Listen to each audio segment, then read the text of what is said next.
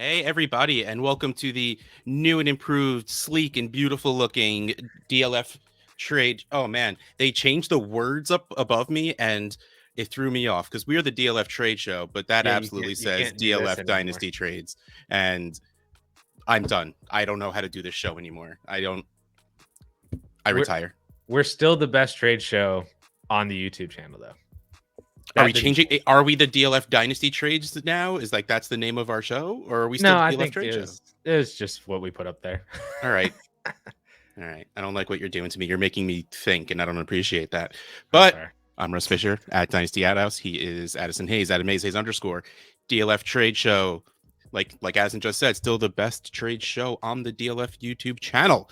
And we are going along with our series, I guess, of the WTF players right now. Players that have name value, have dynasty value, have production value, and we're not really sure what to do with them. That's what this comes down to. Clearly, this is players that are well known, have value, but you don't know what to do with them on your team. You're competing, but they're not living up to it. So do I trade them away? I'm like a year away. I want to compete now. Do I trade for these people? Are they going to get better? We're gonna find out, right? That's what we're doing here. We're doing Calvin Ridley first, and I'm gonna have so many emotions when we do this. You and me both. This sucks. Because the targets are there, the receptions are even kind of there, the yards are not there, and Cordero Patterson needs to stop stealing these touchdowns. That's Ridley caught a touchdown last week, so we got that. But he had it's 26 about yards, so there was that. time. Yeah, that was not good. It's not one or the other, Calvin. You can do both. Like you can get 60, 80 yards and a touchdown. It'll be fine. They're more than fine. Yeah. Different show. Here we go. Our first trade is 12-team Superflex with Calvin Ridley on one side by himself, coming in at 525.3 on the DLF Trade Analyzer for 22 first and LaVisca Chenault. No. Okay. So the package comes in at 470.4, which is the difference of it's only like 55 50? points on the Yeah. analyzer, which is like a third. But I can't imagine accepting this offer at all. Calvin Ridley is awesome at football. Calvin Ridley is 26, which means next year he starts his quote unquote prime, which means he can get better. And now that Pitts is showing Pitts talent and Pitts production and Pitts everything, Calvin Ridley has some help because those first 3 games, he was literally the only guy on that offense worth defending. So things are going to get a little better. If you want to get out of Ridley for whatever reason whatsoever, because again, he's only 26. This guy is not going to be losing value based on age quickly. If it's 2 years from now, then we talk. But right now, I think he's absolutely fine with the age thing. And honestly, rookies need to stop doing so well. It's throwing everything off. But if you want to get off Ridley for some reason, let's pretend your team is bad. And you're like, all I have is Calvin Ridley. I need to get off of him. Getting a first is awesome.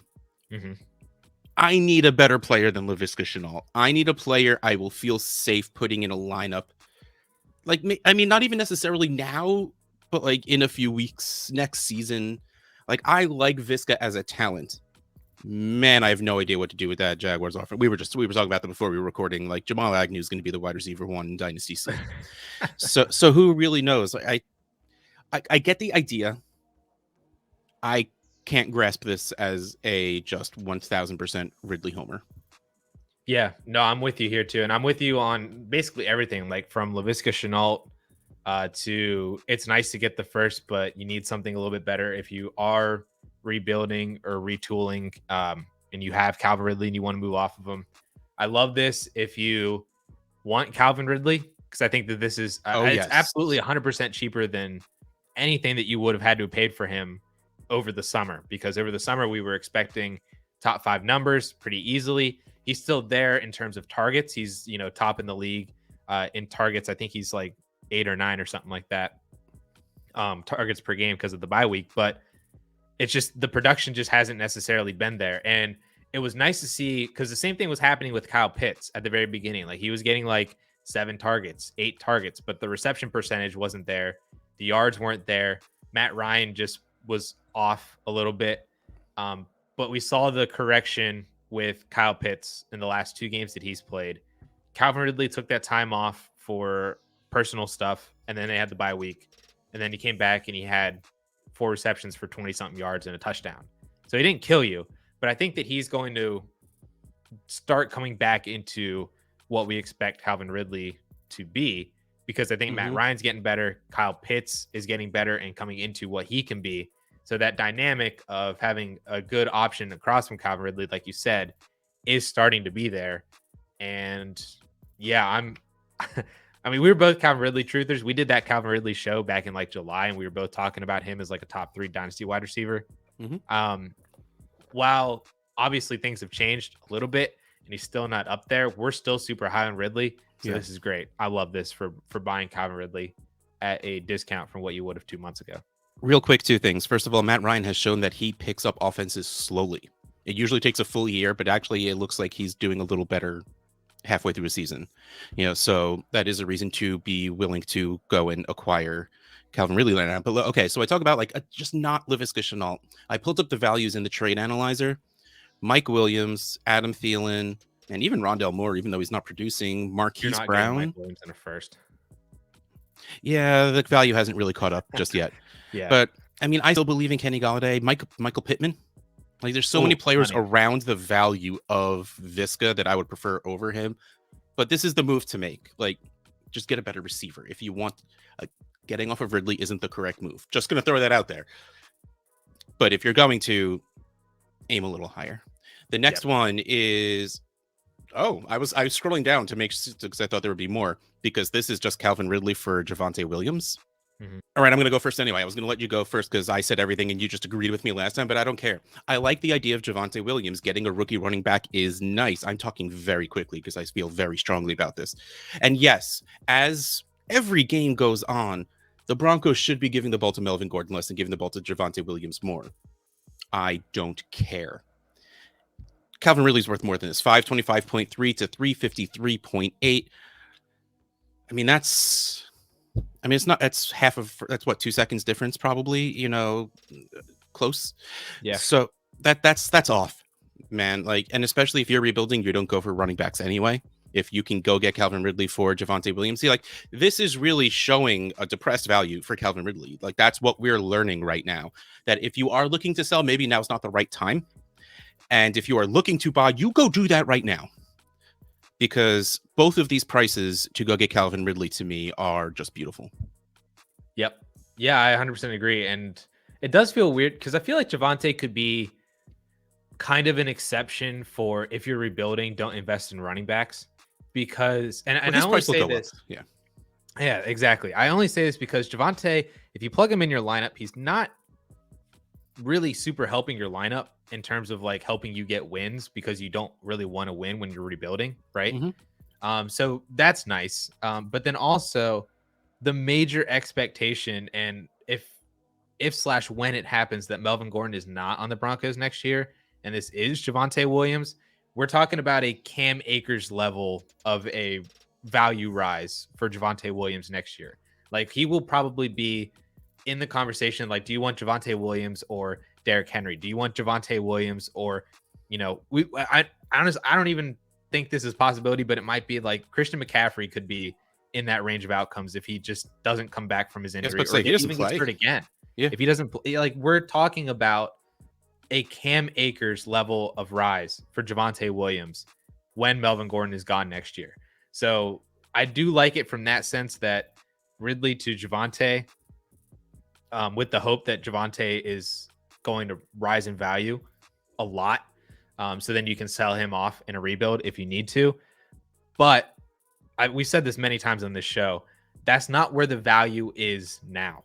The expectation is the value is probably going to be evened out, if not on the Javonte side next year. That's not where the value is now. And like you said, 2 seconds, even just 1 extra second. If you're like, hey man, like, this isn't really close enough for me right now, just get an extra second, make him add a first and you add a second, like that kind of thing. Yeah. To kind of even out the trade value currently. And then, you're just going to be an even bigger winner whenever Javonte rises in value. But I do agree. This is Ridley over Javonte straight up is pretty easily Ridley right now. Yeah, you made a great point, because acquiring Javonte in a rebuild actually can be a very good idea if you are willing, if you have an active enough league where you can, man, even before the end of the season, I feel like you're right. Even if Melvin Gordon is still playing, everyone in their minds is saying, well, Gordon's not going to be there next year. So that hype is going to keep building and building and building and building. But still, overpaying to go get him now reduces your return on investment. So paying, an extra, Javonte Williams being 3/4 the value of Calvin Ridley, so you're losing a quarter of that value already. If you make that up when you trade away Javonte Williams, you might as well have just held on to Calvin Ridley and traded away Calvin Ridley for whatever you were going to get. Right. I explained that terribly, but hopefully everyone understood what I was saying. Okay. Oh, I was about to say, let's go on to a wide receiver that I feel less strongly about. And then next on the list is Allen Robinson. So this is just going to, apparently this is not a great show for me. No, this isn't a fun show. And I mean, I'm even wearing the shirt and everything. Like, this isn't a good show. So in 12-team, one quarterback, Allen Robinson is worth 333.4.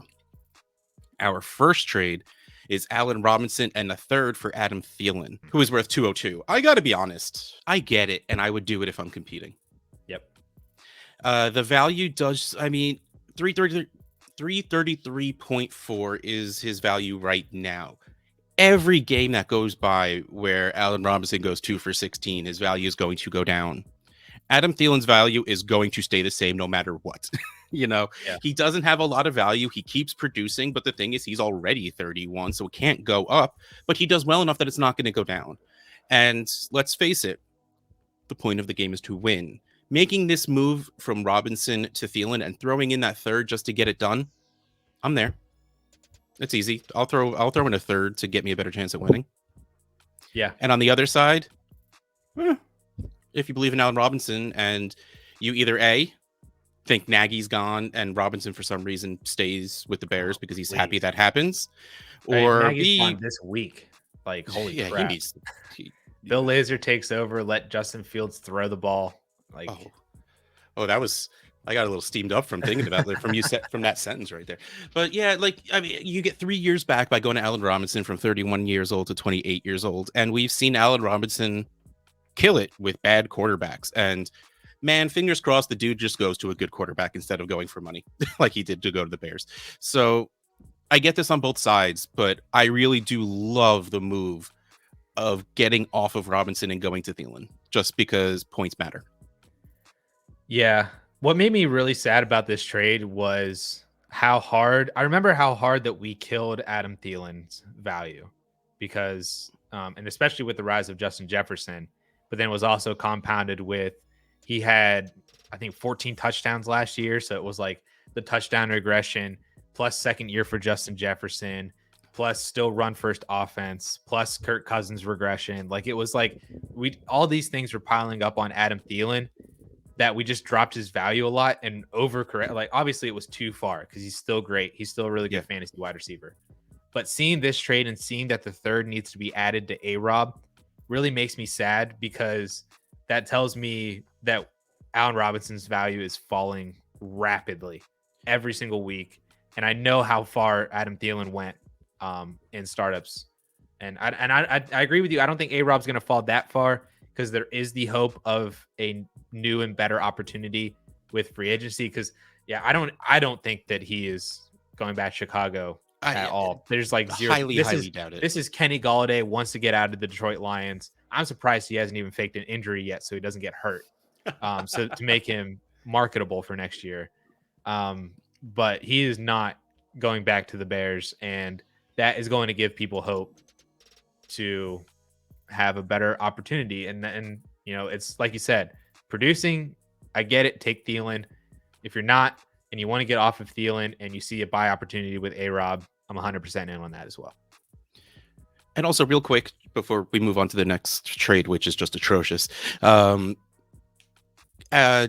always love holding onto free agent wide receivers, because there's always the chance they find that situation, or you put it in people's heads like, this dude's going to go to the Chiefs, man. This dude's going to go to this team with the awesome quarterback and no wide receivers there. And that bulks value a little bit, especially when you have alphas like Allen Robinson is. Like Devontae Adams is going to be a free agent. So, I mean, the thoughts in our heads of where this guy can go, it's just that builds on value. I think we've debunked the first year wide receivers when you're talking about special wide receivers. Yeah, alphas. Wait, yeah. First year on new teams. Sorry, I boarded that poorly. Even though rookies are just destroying that first year wide receiver thing. Stop being so good. But like Allen Robinson going to a new team doesn't scare me whatsoever. So I think that will bolster his value, but not that much, which is why I understand both sides of this trade. And honestly, Robinson's just a harder sell right now. That's why the third is added to him. If you saw this go straight up, you'd just be like, okay, fine. Yeah. And just Robinson performing as badly as he is why the third is there. At least I'm making up the excuse for this trade that I had absolutely nothing to do with. Yep, I got you. All right, so this next trade, people need to take a breath because Allen Robinson for Chuba Hubbard and a third is hurtful. Yeah. If you tell me you knew 100% Christian McCaffrey was not going to play another game this season, I still feel weird about trading Allen Robinson for Chuba Hubbard in the third. I don't think because you would Chuba's value tanks once we hit the offseason because Christian McCaffrey is going to be healthy to start the year and Chuba's going to go back to getting. Or they're going to bring someone else in because they see that they have zero depth. In which case, it's Christian McCaffrey and two running backs as opposed to just Christian McCaffrey and Chuba Hubbard. Yeah, like I don't think there's any way Chuba's value carries the value he has right now, or the value he would have if CMC did not come back. There's no way that carries over through the offseason. Yep. So yeah, we're not going to spend time on this. Just don't do that. This is not good. No. Yeah, I didn't like that one. Okay, we have one left. That's 12T. What I say one left before I keep scrolling to make sure. Yes, this is the last one. 12-team Superflex. Allen Robinson worth 298.8 and a 22 first, which is 354.8. I would get out for a first. Not gonna lie. 100%. We were talking before we started recording where I really honestly at this point think his value is much closer to a second. I don't think I could do that. Someone throws me 2 seconds where one of them seems early, I might. But for first, I think I just do it because you could do more with a first later on. Even if we do think A-Rob bounces back next year, 29-year-old versus rookie fever is what it comes down to. I think you'll be able to do more with a first than the hope of Allen Robinson doing better next year. Especially a super flex first. I'm honestly surprised that this got even done. And again, I'm not cherry picking trades. I've said this for the past couple of weeks that I'm pulling trades from like within the last week. So this is done with the, full awareness that Allen Robinson is on your bench for the remainder of the year until we see something different. So I'm surprised that a first got dealt for A-Rob.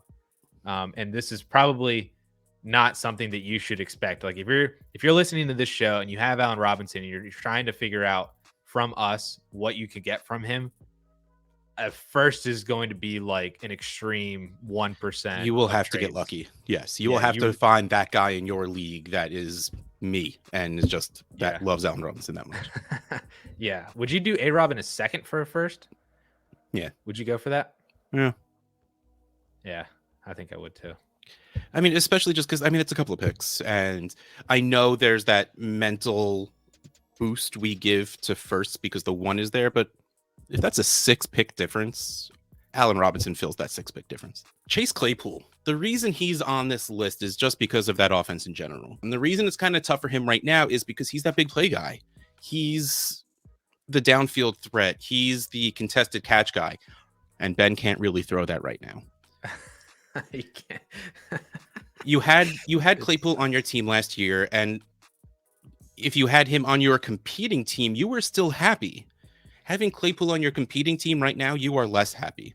And that's kind of why I thought it was a good idea that we brought this guy into this conversation, because do you move off of him? Chances are, do you pay up from him to score more points? That's the question I think we're going to be asking, having not actually looked at the trades that Addison picked out. So, let's just go and we'll see if I'm right. Oh, Go yeah. for it. Look at that first one. I'm right away. Sweet. Love it. So this in a 12-team one quarterback league, Chase Claypool in a 22 first for Alvin Kamara and a 22 third. I would do that all day. Okay. On both sides. I got to be honest. Alvin Kamara is unfairly lowering in value, even though he is 79.6 in the trade analyzer. I think that value is a little tough to get in real life right now. And Yes. Maybe not after Monday night, but yeah. Yeah, he had a good game. Well, I mean, that was also all receptions. The great thing about Alvin Kamara, I should say, he does not get hurt very often. And he is very, very, very, very good at catching the ball. So even if he gets a little older in age, because right now, Trade Finder says the trade analyzer says he's 26. He's not going to slow down in the receiving game because he gets a little older.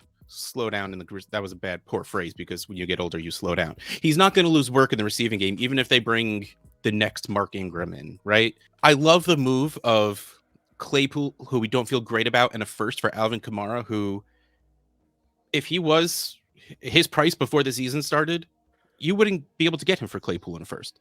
And next year, where we feel better just because every day that goes by, Sean Payton probably has a better idea of what he's doing next year, because I don't think this year is really in the plan, then we feel better about Alvin Kamara. So I love this move. On the other side, let's pretend I have Alvin Kamara and I decide I'm not going to be competing.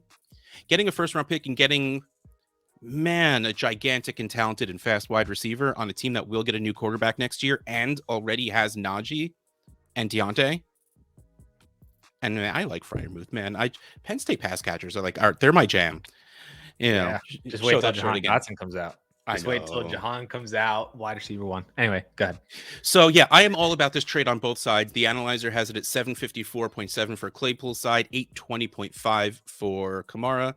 Difference of, 70 points is actually more than I thought it would be, but even still, I'm all for this. I like this trade a lot. I am fully on the Alvin Kamara side. But I do get it from you're rebuilding, you have Alvin Kamara, let's, figure out what we can do and break him down into, because getting the first obviously is nice. And then you get Chase Claypool, who I think it was rough at the beginning, and not to toot my own horn, but I kind of said that it was going to be rough for him all year, because I still saw him as the third option on the team. And he was the big play guy, like you said, but Ben can't throw more than 20 yards, nor with that offensive line is he going to have time to throw more than 20 yards.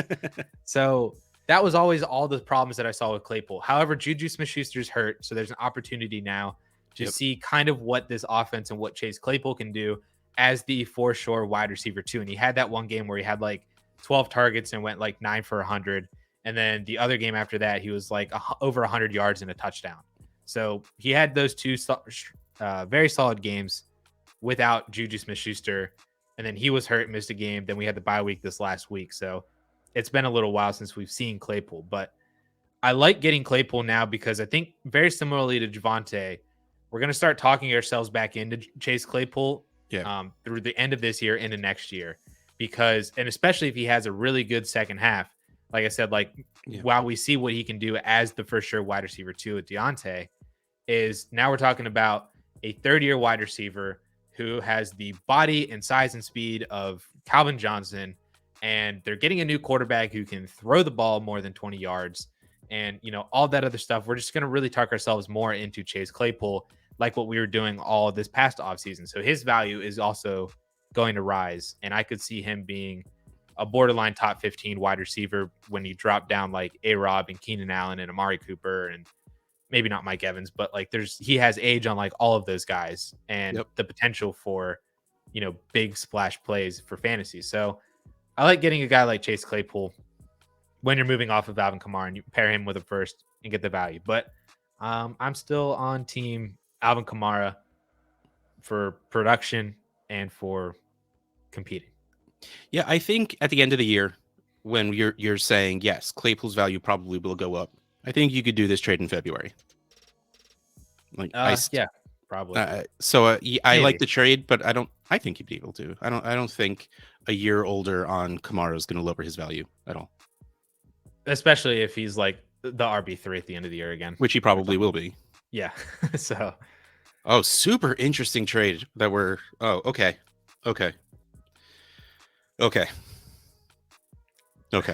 Wow. Okay, this is a lot to soak in. Chase Claypool, a first, a second, and a third. So it looks like someone threw their entire draft class at them. For Kyle Pitts. All right, I'm going to let you go first on this one, because is this enough for Kyle Pitts? I don't. Is this enough for Kyle Pitts? The trade analyzer certainly says that it is. Yeah, trade analyzer 803.4 with Chase Claypool in the picks for 576.5 for Kyle Pitts. Yeah, and the other thing too is that this is just a normal one quarterback. This one, from what I saw at least, didn't have any tight end premium on it. So this is like you're just getting Kyle Pitts for Claypool in a suite of picks. Am I crazy for picking the Kyle Pitts side? No. He is, like we were talking before, he's the tight end one in a one quarterback league. Is he a first round draft pick in a startup? Legitimate question. Like, because I was listening to this is a DLF show, so I could talk about the DLF flagship podcast. They were talking about, Jamar Chase possibly being the 101 in a one quarterback draft. Oh yeah. And that Kyle Pitts could also be a first round pick. Also on board with that. So does Chase Claypool and a 1 QB first round rookie pick get you to Kyle Pitts? It sounds nice, but I don't think so. Yeah, so that was one thing that I was thinking about was like, while this is a one quarterback, no tight end premium, like that hurts Kyle Pitts. That also hurts the picks value as well. Because unless this is like the 1.01, 2.01, and the 3.01, whatever, but like the 101 and the 2.01 are like at the top 3 picks in both of those rounds. That's probably like the only way that this is really on the Chase Claypool side. But what's so great about Kyle Pitts is the difference maker that he is at the tight end position. Yep. Like positional advantage. Yeah. It's such a great advantage to have. Whereas with Chase Claypool, you could replace him with a multitude of wide receivers. Even if the value isn't the same as Chase Claypool in their dynasty value, the production is going to be the same. Literally all those wide receivers that I just named in the last trade, Mike Evans, Amari Cooper, maybe not so much Keenan Allen, but like there's a plethora of wide receivers all in Chase Claypool's range who all do the exact same thing. Kyle Pitts, that's not true for. And I've been on Kyle Pitts for the majority of the offseason into this year. And after seeing what he's done the last 2 weeks, I'm just even more in love. And I think that you take the Kyle Pitts side. Because at any given point, you can either do this trade or something better with Kyle Pitts. Yeah. That's what it comes down to. I don't see why you move off a 23-year-old wide receiver and a 21-year-old tight end. Like, it's just, that's showing already. Like, usually if this was, a tight end where we believed it would take to the 3 years, then like maybe it's like a slow build kind of move, but why Pitts move? Might outscore Chase Claypool in normal non-tight end premium formats. Yeah. Like that's a realistic possibility. He's on pace for almost 1,300 yards, 80 receptions, 1,300 yards. So yeah, I think we're both pretty easily on the Pitts side. Oh man, we should do a Kyle Pitts episode here soon. That would be a fun one. I would just love to see if you could find decent trades on the Trade Finder for Kyle Pitts. So yeah, next episode, Kyle Pitts. Let's do it. All right, let's wrap this episode up with horrible. I'm sorry, buddy. It had to be a Calvin Ridley trade. 12-team, one quarterback. It's not bad enough that someone traded Calvin Ridley for Rondale Moore. They had to add a second to Calvin Ridley to go get Rondale Moore. So this is Calvin Ridley and a second for Rondale Moore. Yep. I looked into this trade again because I like whenever I see these horrible trades come up, I'm like, there has to be like something else in there, right? Like maybe this is salary cap and there's a whole other salary dimension that we don't see in the Trade Finder. No, this is just a normal dynasty league, and the team that traded away Calvin Ridley is 7-1. They're 7-0. Yeah, you hurt my feelings, whatever team you are. I am hurt. Yeah. So I don't get it. Maybe because like No I'm matter looking at what you they have think Jamar Rondale Moore Chase, is going to Stephon turn Diggs, Cooper Kupp. into, I no, don't get it. it's not going to happen. It's just not going to happen. This is just one of those ones. Again, this is like the Javonte Williams one that we were talking about earlier with Ridley, where like I get it if you're super high on a player and thinking that they're like on the come up and their value is going to rise a lot, trading for them now, but like making the move to trading a player that is valued at where you think your favorite player is going to be valued at in 6 months is not it. No.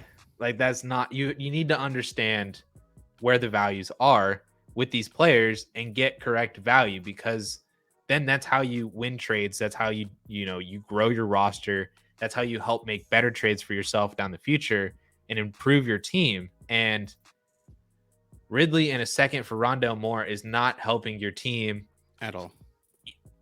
Even if Rondale Moore becomes Calvin Ridley, next offseason, which is probably not even going to happen. But like, if it did, that's still not a good trade, Now, if you had two players that are closer in value, if you had two players in the same tier, and okay, real quick, I have the analyzer like brought up. Let me go search for Calvin Ridley real fast. So let's pretend that you had Diggs and Ridley and DeAndre Hopkins, DJ Moore. Adams is a little too high for me for this thing. Godwin, okay, McLaurin, like that's a great one. If you firmly like you have Calvin Ridley on your team, there's that list of wide receivers I just listed that you feel more strongly about. You feel that 6 weeks, 6 months from now, Terry McLaurin's going to be worth 1.5 of Calvin Ridley. I get making that trade. It's something that when someone looks at same tier, same position trades, I kind of hate them, not going to lie, because it doesn't necessarily help anybody. But if you have Calvin Ridley on your team and you firmly believe he's just done, right? Which don't think that, you're wrong. But let's pretend you're just dead set. You've planted your flag and Calvin Ridley is bad now. And someone offers you Terry McLaurin for Calvin Ridley. Technically, yes, Calvin Ridley is worth more than Terry McLaurin, but they're in that same tier. You make that switch because the value isn't that different.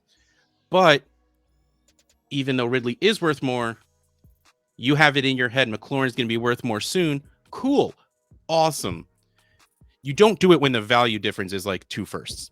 Okay, that was a bit of an exaggeration, but like even on not really the trade, no, not for Rondale Moore. Yeah, in a 1 quarter, like the first round picks are 350, and that only would bring him up to 600, which is still a 175 off. Mm-hmm. Did I do that math wrong? No, I think I did that math right. You're in there. Close enough. I'm not trying to be perfect. No, come on. I'm human. All right. We're going to stop talking about this because I'm closing the window. It's gone now. That never happened. Get yourself a DLF subscription so you can hop into the analyzer and not make trades like that. Yes, absolutely 1000%. And click that subscribe and click that bell button. So every time you get an awesome DLF video dropped, you get the notification and you get to learn more about Dynasty to get better and to win. Because while sexy rosters are wonderful, winning is kind of the point of playing the game. Yes, sir. Thank you for watching Nope. Still can't do it. The DLF Trade Show. I'm gonna put a Post-it note on my screen to cover up these words Dynasty trades. This has been another episode of the DLF Trade Show. Russ Fisher at Dynasty Outhouse. Addison Hayes at @AmazeHayes_. We'll catch you next time.